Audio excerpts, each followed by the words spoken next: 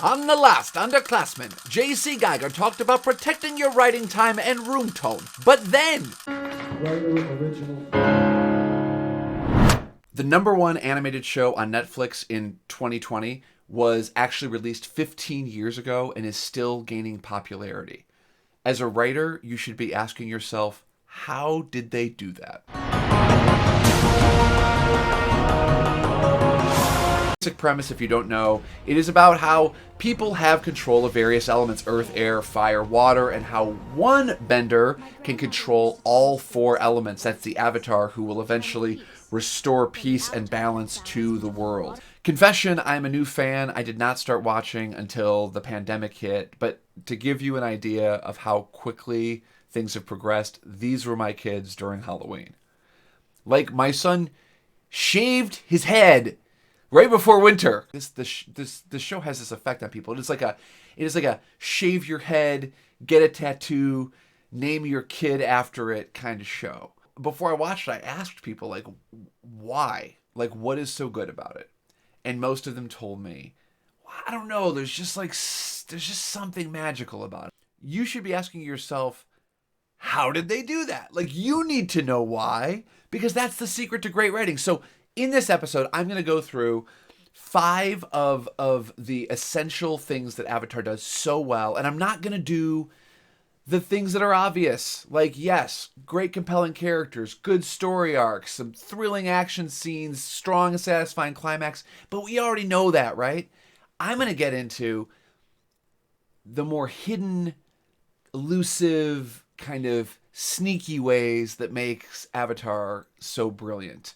And I'm going to get right into it, but first, I want to tell you a story about how I once rode my collapsible bicycle into the Alvord Desert of Oregon for no reason.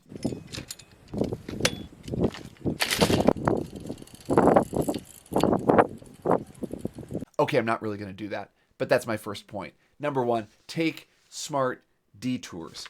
A lot of really tightly plotted fiction has this distinct smell of desperation.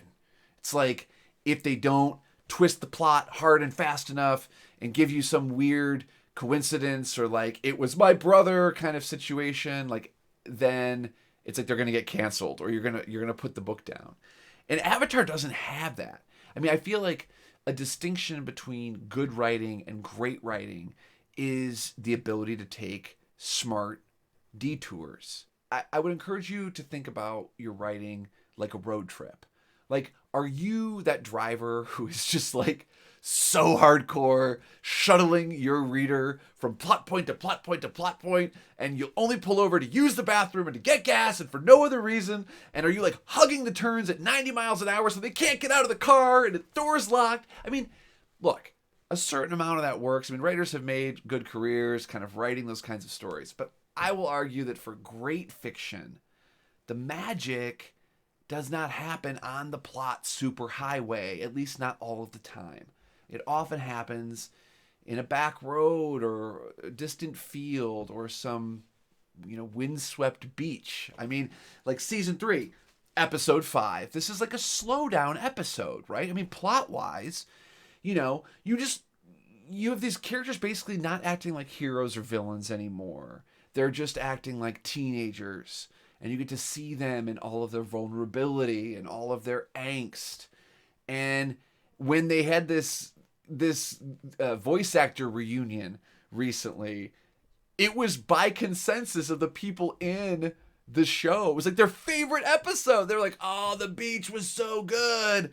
I mean, Gray DeLille, who plays Azula, was like, when we were doing this episode, I realized voice acting is what I was put on Earth to do. And coming from Azula, that means a lot. These are the moments, these slow down moments, they make thematic sense. They make character sense. They're not wasted scenes.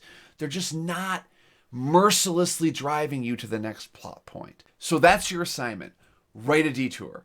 It can be from a work in progress, short story, novel, play. Write a scene that you feel very strongly about, but that maybe doesn't belong, or you fear it doesn't belong. If you're writing a memoir or you're not working on anything right now, then just tell me a story from your life, but like the kind of story that you might not share at a party or even with anybody because you're like, what's the point of this story? Like, it means something to me, but I don't know why I should share it. Share it with me. I will read it. I will be fascinated. Just send it before I drop my next video, which will hopefully be in a week. But who knows? When you're doing it, please keep setting in mind, because that's number 2, right? Make your setting matter. So sometimes authors just fail to build a world, right? It's like characters talking in random coffee shops or just kind of featureless hallways. But that's kind of a fairly amateur problem. I think a more advanced problem is you have an author who creates this really beautiful world and these amazing characters, but there's no interplay between the world and the character. So it's just like figurines in front of a backdrop. In Avatar, you have that amazing backdrop, right? You've got these magical worlds and kingdoms full of benders, but you also have this menagerie of crazy hybrid animals. Like you've got eelhounds and turtle ducks and all these other crazy animals. But what's better is that the characters actually interact with them in a consequential way. Like you've got Toph, the best earthbender in the world. Don't you two dunderheads ever forget! And she learned how to bend from the first earthbenders, who were the badger moles. So again, she's blind. The badger moles are blind. They're one of these kind of wacky hybrid creatures. But there's these moments of real consequence and tenderness as she learns how to earthbend from these creatures. And it's not just decoration. The setting matters. Not only do you get to know Toph better, but you get to know the whole world better, and it feels real. Allowing your setting to interact with your characters is part of what helps you to be surprised as a writer. And if you can be surprised by what your characters do and what they're interacting with, then your reader will be surprised too. What is in bloom? What is the weather? Do the neighbors talk to each other? Do they walk on the sidewalk or the middle of the street? Is the barista, incredibly profane and rude, or really a kind person, or maybe both? Use contrast to build character. Avatar does this brilliantly. When they introduce the person who is supposed to save the world, it's this guy, a 12-year-old boy. I'll get out of your way. Most feared former general of the occupying Fire Nation is a guy who serves tea to strangers and plays Pai Sho and is just an amazingly kind human being, and the greatest earthbender in the world is blind. And as a viewer, you're immediately intrigued by this. Your next assignment, second assignment in this episode, is to write 10 apparently contradictory characters. So like a vegetarian butcher, or an incredibly profane host of a children's television show, or like a painfully shy car salesman, stuff like that. Like list 10, just 10 quick ones. And then I want you to pick one and give them a problem and have them wrestle with it for a paragraph or a page, however much you want to write. This kind of thinking is incredibly important, not just as a writer, but as a human being, to really look at, when you look at this gulf between these apparent contradictions in someone, you knit them together with story. It will help you to treat your characters with genuine compassion and curiosity. And they'll teach you things, whether or not those things have anything to do with your plot. You can state the problem, but don't expect your characters to care. I think it's okay to tell your reader what's at stake. Like, if we don't close the alien portal in 3 days, the Earth explodes. In Avatar, what's at stake is the world as we know it will be completely obliterated when Sozin's comet, passes through the atmosphere on this certain day. But does Aang care? No! He's busy penguin sledding. And it's super fun. I mean, who would not want to be penguin sledding? And the fact that he's like, I want to do it right now. I'm just watching. I just want to do it. Like, he's 12. Why would he not want to do this?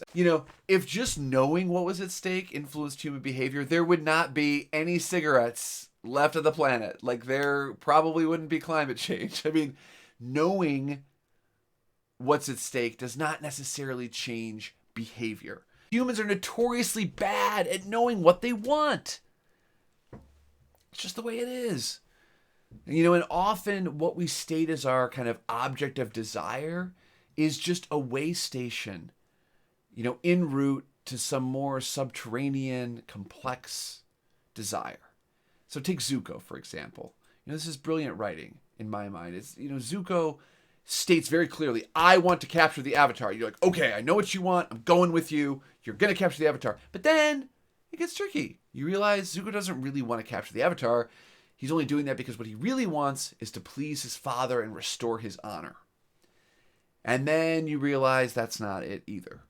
That he just wants to be at peace with himself.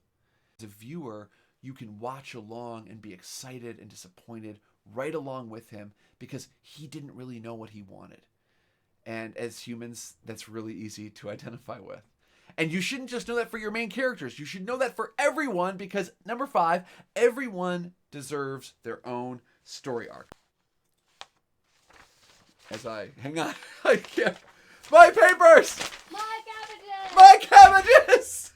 Avatar does this so well. I mean, you've got your main characters who are fascinating and amazing, but then you've also got like the boulder, and then you've got like the fisherman's wife, and the frothing at the mouth guy, and then you have like the foggy swamp tribe, right? Like this group, like I don't even know how long they stay on on screen. Like they may have like 15 minutes total in the whole 3 seasons, but they have their own bending style, their own, fighting style, their own diet. They eat like weird looking muskrat things. Avatar gives more attention to the cabbage merchant than some books give to their entire protagonist. You can take the cabbage merchant away. This is so good though. Give the people what they want. Yes. If you treat even your minor characters with attention and compassion, they will surprise you. And it will not just make you a better writer, it will give you a better way to look at the world. And I feel like really that's kind of what Avatar did for me. I hope you found some techniques here to improve your own writing. If you did, please hit the like, hit subscribe, send me an assignment, go watch some Avatar, or if not, stop wasting time and write something beautiful. See you soon.